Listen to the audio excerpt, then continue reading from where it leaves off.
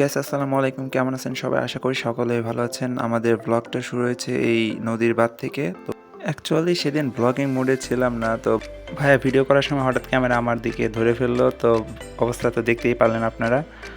এটা ছিল ঈদের দ্বিতীয় দিন। তো আমি আমার ছোট ভাইকে নিয়ে খালাতো ভাইদের বাসায় বেড়াতে গেছিলাম। তো সেখানে ঘুরতে গিয়ে যে বাঁধে ঘুরতে আসছিলাম। তো বাঁধটা ছোট মনে হইতেছে কারণ পানিতে অনেক ভরে গেছে। এখন বর্ষার সময় পানি বাড়তেছে। আর এখানে প্রচুর বাতাস ছিল, দেখতেই পাচ্ছেন আশপাশে গাছপালার যে অবস্থা, বাতাসে উড়ে নিয়ে যেতেছে।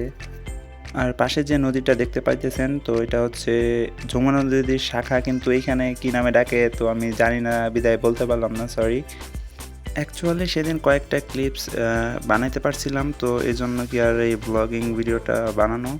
তাছাড়া আমার একদমই মুড ছিল না ব্লগিং ভিডিও বানানোর। তো যারা যারা ভিডিওটা দেখতেছেন আশা করি শেষ পর্যন্ত দেখবেন। আর এগুলো হচ্ছে নেপিয়ার ঘাস, যা গরুকে খাওয়ানো হয়। আর এই হলো আপনাদের নদীর অবস্থা, যদি দেখেন দেখতে পাচ্ছেন কি বড় বড় ঢেউ আসতেছে। আর যেহেতু আমরা নদীর কাছেই আছিলাম, তো সেই জন্য নদীর বাতাসটা অনেক ঠান্ডা ছিল। তো আমাদের থাকতে থাকতে একদম মানে শীত লেগে গেছিল। আপনারা যে ভিডিও ক্লিপগুলো দেখতেছেন এসব আসলে ওই আমার খালাতো ভাইয়েরই করা, তো তিনি করছেন সব।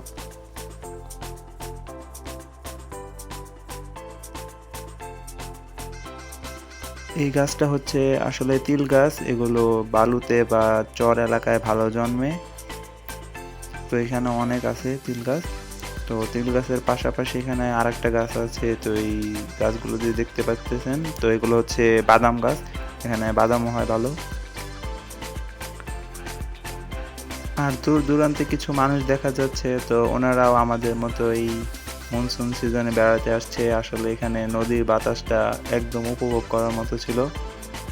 তো আকাশটা মেঘলা ছিল, বাট বৃষ্টি হয়নি, ভাবছিলাম বৃষ্টি হবে।